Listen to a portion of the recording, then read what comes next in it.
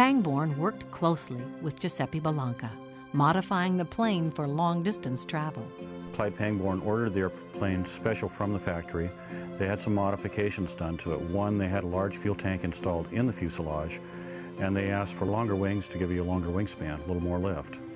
He was involved in the actual building of the airplane and oversaw the construction of the tanks, and I'm sure they were part of his design. The airplane had big gas tanks in the wings, and it had a 165-gallon belly tank that was added on underneath the fuselage, and then it had a 50-gallon chin tank that was added ahead of the landing gear. Miss Vidal was meant to take advantage of the latest ideas in aviation. There was a lot of learning going on. Every year a new model came out, and it wasn't just improving upon a design, it was new materials that came available, new engines, new ideas on airfoil shapes. Designed to be as light as possible, Miss Vidal was built without doors or side windows. Pilots had to crawl in through the front windows.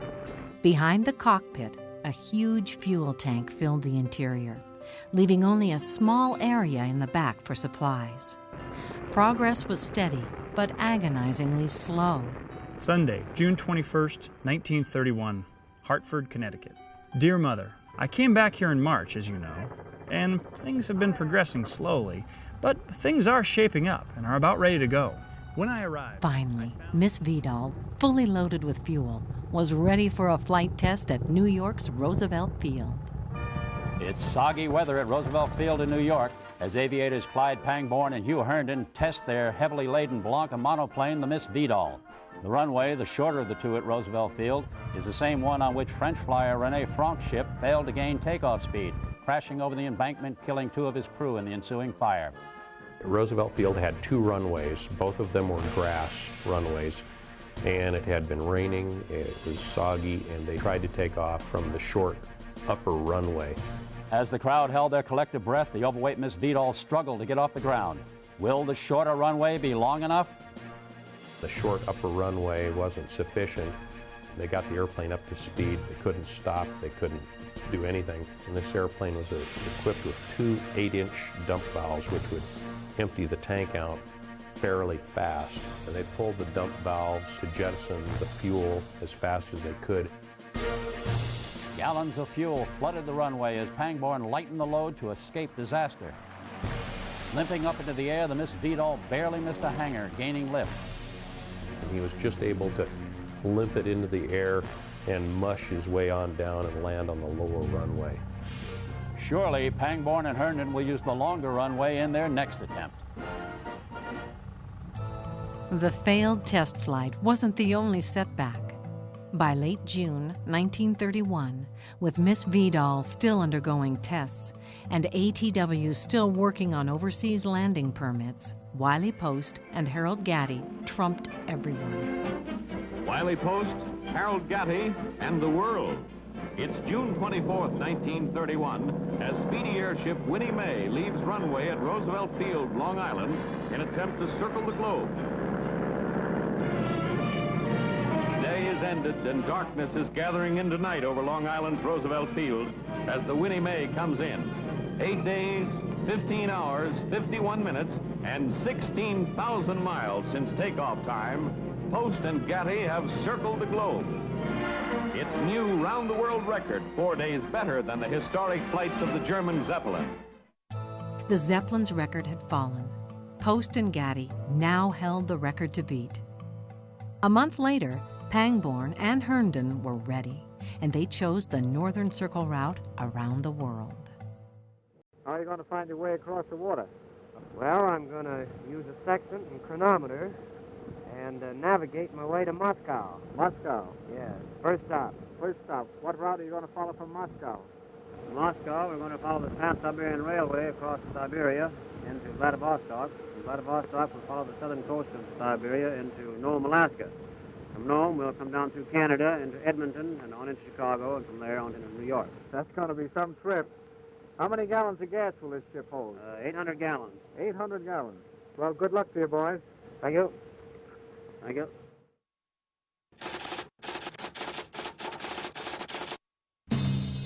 On July 28th, The famed weather advisor, Dr. Kimball, gave Pangborn and Herndon a thumbs up for takeoff. I wish you all the best of luck, a great flight for both of you. Thank you, Doctor. Pangborn and Herndon weren't the only ones chasing a record that day. Ironically, another team left for Turkey in an attempt to break the record for the world's longest flight. It was still the golden age of aviation. Only 11 nonstop flights had successfully crossed the Atlantic by that day. Now, number 12 would head for Turkey. Miss Vidal would be lucky 13. The number 13 has always been a lucky one for her son, Mrs. Pangborn recalled. Let's hope it's lucky for Pangborn and Herndon as they fly the 13th plane eastward across the Atlantic. The flight to Turkey took off at 5:59 a.m. Boardman and Palando, weighted down by 800 gallons of gasoline, a load of almost 3 tons, are off on the perilous run down the field, straining every nerve to raise the heavy ship. Now up, now down. At last, they make it. 19 minutes later, the Miss Vidal lumbered down the runway, And Herndon and Pangborn, hardly able to rise, are away in their heavily laden ship. Aloft, the aviators soon encountered heavy fog and strong headwinds, making navigation tough and the flight slower than planned. Lucky 13 appeared not to be so lucky after all. The Wenatchee World newspaper reported that Mrs. Pangborn is not worried that around-the-world aviators Clyde Pangborn and Hugh Herndon have been unheard of for 36 hours. I haven't lost a second's sleep, she answered. The world watched and waited, and finally word came that Miss Vidal had crossed the Atlantic, landing in a farmer's field in Wales. The New York offices of Hugh Herndon Jr. and Clyde Pangborn, round-the-world flyers, late today received a cable message from Morley Grove, Pembrokeshire, Wales, saying, "Cross the Atlantic safely. Inform family." We had a very good trip, except we had fog all the way, and Pangborn flew blind through it for an hour and a half when we at the start, until we got above it. Had to climb, how high was it? About from 4,000 to 14,000. Your next hop is where? Berlin? To Berlin, yes. Want to get the weather report? Or are you going on to Moscow? We're going to get some more gas at Berlin on account of the smallness of the field. We can't take it off with enough load, you see. Yes. And get a little more gas there and get a weather report and go on to Moscow tonight. Yes. Clyde E. Pangborn and Hugh Herndon Jr. hurrying around the world left England's Croydon Airdome today at 2:13 p.m. for Berlin and Moscow. After a difficult flight across the Atlantic, they took only a few hours' sleep and then pushed on, doubtful of beating the Post and Getty record of 8 days and 16 hours, but still hoping to make it in 9. The flyers started to taxi and left the ground in 2 minutes for a perfect takeoff. The crowd, which numbered only about 250, watched them circle the field and disappear in the clouds. Visibility was poor and the wind was strong.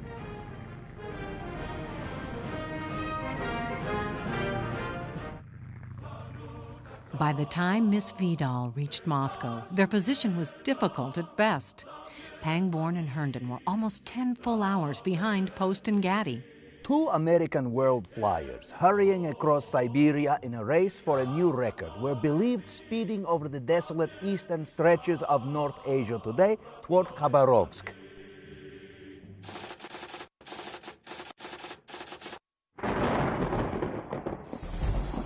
They came down in Khabarovsk, Siberia, in a tremendous rainstorm. And the landing field there had become very muddy, and the Miss Vidal had skidded off the runway and become mired in the mud. After 950 miles, rain, fog, and a perilous landing that damaged one wing, Miss Vidal was hopelessly stuck, and Pangborn and Herndon were hopelessly behind. Hundreds of Russians used ropes to pull Miss Vidal out of the mud and into a hangar for repairs. Pangborn and Herndon came to grips with the reality of their situation. Disappointed in defeat, the 2 American flyers rested in Khabarovsk today. Their chances to lower the Post-Getty record definitely lost. In the isolation of Siberia, Pangborn and Herndon reconciled the thousands of dollars spent, thousands of miles flown, countless risks taken, against a prize that would not be theirs. If there was a sense of defeat, it didn't last long. There was a major world record yet unclaimed, an extremely challenging one, the first nonstop flight across the Pacific. Japan's Asahi newspaper put up a $25,000 prize for the first nonstop flight. Pangborn jumped at the challenge. The New York headquarters of Clyde Pangborn and Hugh Herndon, Jr., American flyers who hopped from New York July 28th, reported the Aviators telegraphed they had abandoned their attempt to break the record of Wiley Post and Harold Gatty and decided to try a nonstop flight from Tokyo to Seattle. From Siberia, Pangborn cabled the editor of the English-language Japanese Times, in effect asking for directions and asking that the U.S. Embassy obtain landing permission from the Japanese government. Impatient waiting for a reply, Pangborn and Herndon simply took off, flying the Miss Vidal on a southeasterly heading toward Tokyo, Japan. It was a time of isolationism and profound suspicion, even perhaps the early stages of preparations for war. When Miss Vidal landed, Pangborn and Herndon were immediately arrested as spies.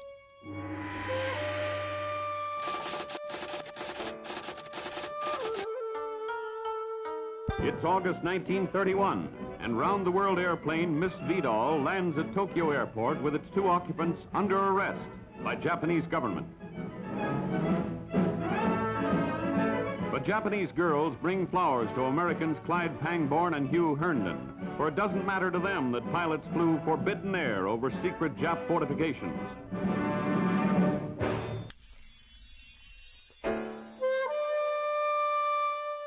One of the most incriminating bits of evidence in the Japanese authorities' minds was that Herndon, as it turned out, had taken pictures and some film of Japanese military installations. Hugh Herndon Jr. may face prosecution for reportedly having taken photographs over Japanese fortifications. This is an offense punishable under Japanese law if investigated. We were arraigned on 3 counts: that we had flown over Japan without a permit, that we had flown over fortified areas, and that we had photographed those areas. Now, true, we didn't have a permit with us, but we had assumed that it would be routine for our embassy to arrange it. The incident soon took on international proportions. The spy story started within an hour after the flyers came to Earth in Japan, and during the days of grilling questioning they underwent at the hands of police, the talks grew to alarming proportions, fanned by the suspicions of American motives and the rantings of nationalist newspapers. Now, we weren't jailed, but we were restricted in our movements.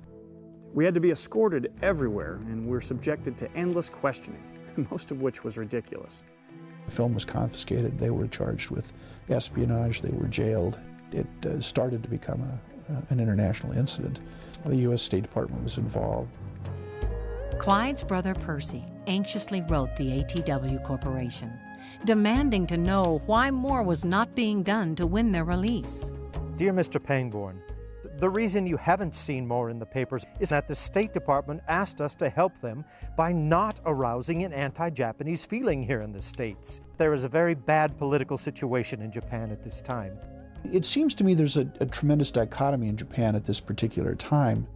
There are those within the Japanese community who want Japan as part of the world, and that there are those in the Japanese community who want to isolate Japan. They spent 56 days under house arrest and surveillance. It was a difficult time the aviators passed by modifying Miss Vidal for a trans-Pacific crossing. Pangborn and Herndon were finally freed, and they had permission to attempt the trans-Pacific flight. They immediately flew north to Sabashiro Beach. The beach had been set up as a runway by the people of nearby Misawa, and had been used many times by aviators attempting the trans-Pacific flight. They had packed the sand of the beach down, and they built a ramp at one end of the beach so that the airplanes could start on the ramp. The people of Misawa had warmly welcomed aviators attempting the trans-Pacific flight, and Pangborn and Herndon were no exception. They welcomed the two aviators with open arms and gave them every assistance that they could. They got a different view of what the Japanese people were like. By the time they left there, they had made quite a few friends and had become very enamored of the Japanese people. Pangborn knew the crossing would be risky. He added fuel tanks, skid underbelly, and rigged a way to drop the landing gear. Pangborn understood that to reach America he would have to jettison the landing gear, that the landing gear weighed hundreds of pounds and it also created a tremendous amount of drag. Studying the problem, I calculated that we could increase our speed by 15 miles per hour if we could rid ourselves of the drag of the fixed landing gear. Now, on a 40-hour flight, that would be the equivalent of adding 600 miles to our range, which might be the difference between success and failure.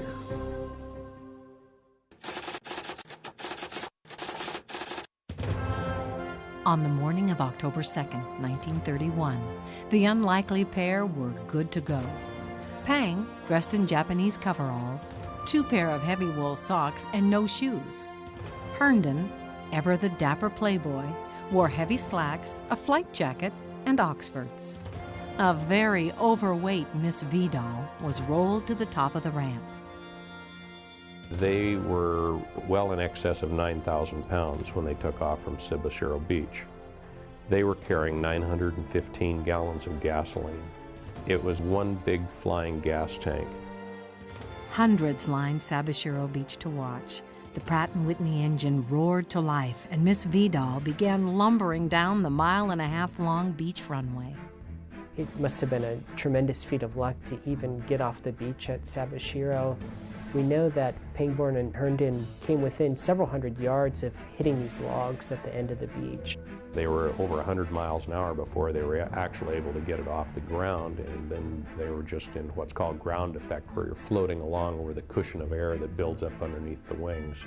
He was flying for miles with that just off the ground wallowy feel that the plane does when it's overloaded and it's barely flying. I felt I had physically lifted it from the sand. I was determined to take off or pile into those logs. We had permission for one attempt, and in no way was I going to spend any more time in Japan. The Miss Vidal gained only a few feet of altitude every minute. The course would take them over the Aleutian Chain, across the Gulf of Alaska, down over Queen Charlotte Islands off the coast of British Columbia, and into the United States. Out over the Pacific, Pang pulled the cable to drop the landing gear. The wheels released, but 2 struts didn't, making a belly landing, any landing, impossible. So Pangborn, drawing on his skills from his days in the flying circus, actually went out onto the wing and manually released the landing gear struts from the outside. Over the North Pacific in sub-freezing air with no parachute, got out there and removed the landing gear struts that had hung up. He didn't even have shoes on.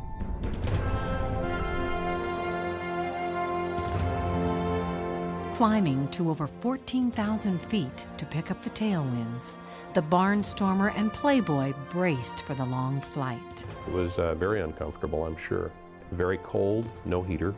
Even the tea they took froze. It was just a tremendous physical undertaking because here they are in their plane with no pressurized cabins or the comforts that we think of today. Pangborn, for efficiency, typically flew at 15,000 feet without oxygen. The higher you fly, the more efficient your airplane and the better tailwinds you have also, and Pangborn understood that. Most people would be affected flying at 15,000 feet without oxygen. I know when I fly at 14,000, 15,000 feet for very long, I eventually have a splitting headache, and I'm glad I don't have to do any algebra. I know that I'm fairly impaired at that altitude, and Pangborn seemed to flourish at that altitude, like some people do, like great mountain climbers are able to function, and Herndon didn't. In the Miss Vidal, fuel had to be pumped manually from one tank to another to keep fuel constantly flowing to the engine. It was a difficult and complicated job, and it was Herndon's to do. Maybe it was a lack of oxygen, But Herndon made a near-fatal mistake. Hugh Herndon allowed them to run out of gas. Over the Pacific, with no hope of rescue if they crashed into the sea, Pangborn was forced to dive the plane in pitch darkness to keep the propeller rotating, while Herndon desperately worked to prime the fuel lines. And during that period of time, Hugh would be switching all of the different valves and frantically pumping fuel into the wing tanks where it could then again trickle down to the engine. They'd windmill down to within a few hundred feet of the ocean before the engine would catch again.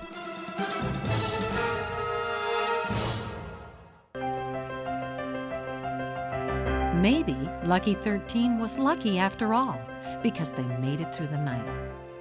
By morning, they were off the coast of British Columbia and headed for their final destination, Seattle, Washington. But along the way, fog forced a change in course.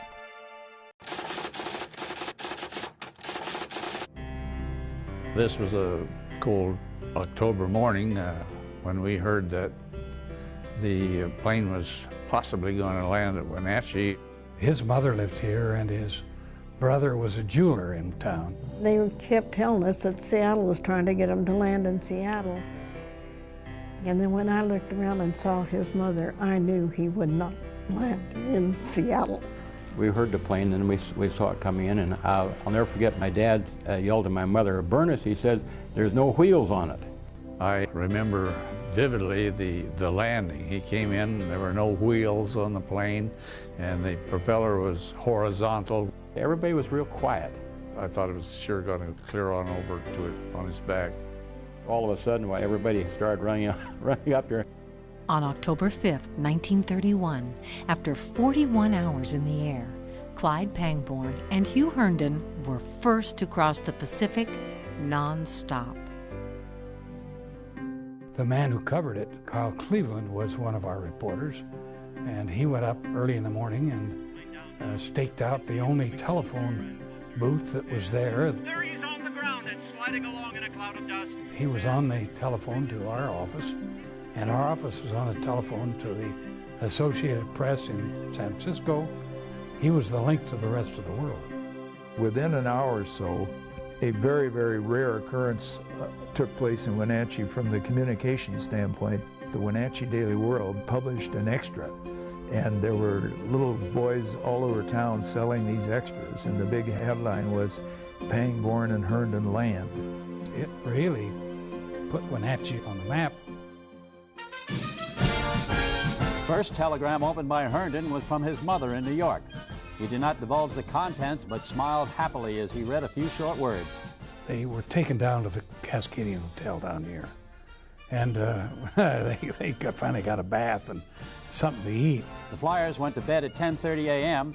after having had baths and a breakfast of baked apples, ham, and eggs. On behalf of the people of Wenatchee and the people of the United States, we want to tell you how happy we are to have you in our apple capital of the world.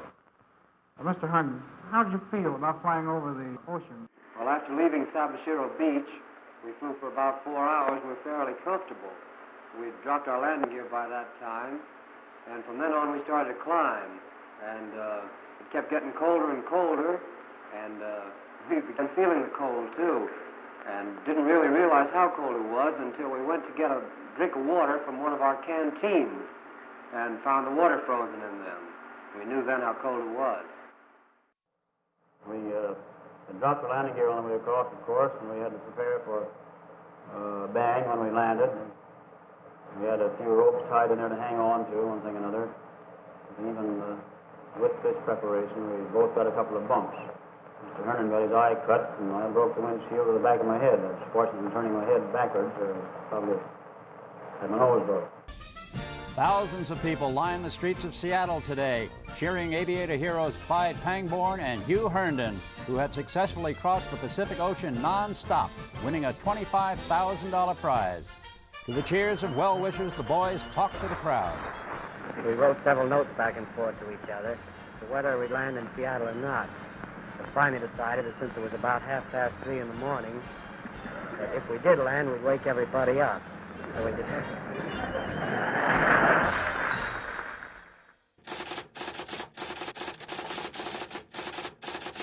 It's on to New York for aviators Clyde Pangborn and Hugh Herndon to finish what they started 3 months ago. A great many thrills, and one of the thrills I've been looking forward to is meeting the mayor of New York.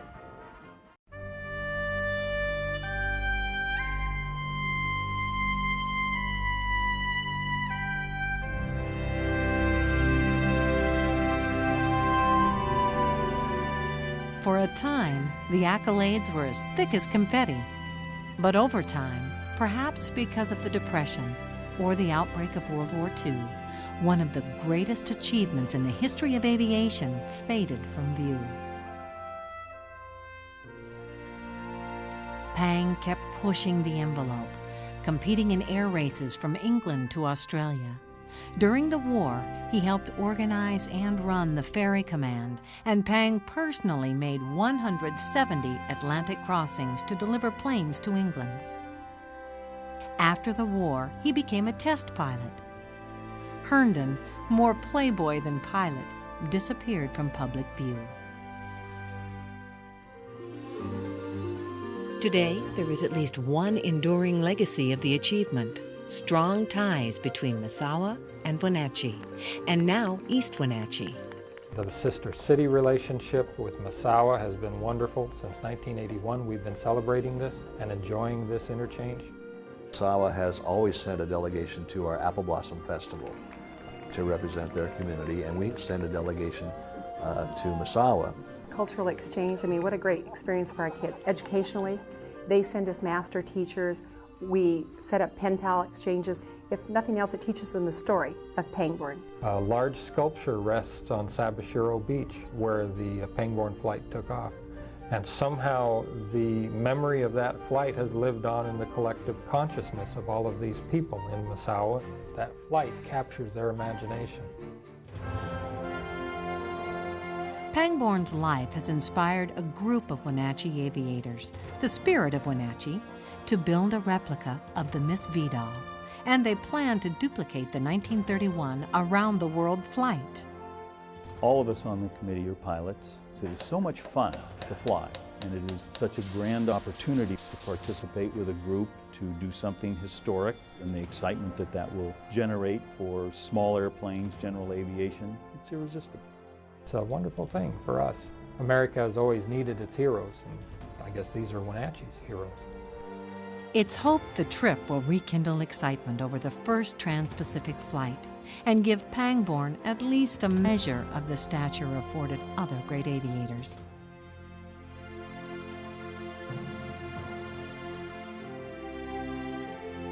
Wenatchee declares a holiday to see Pangborn and Herndon slide into home base.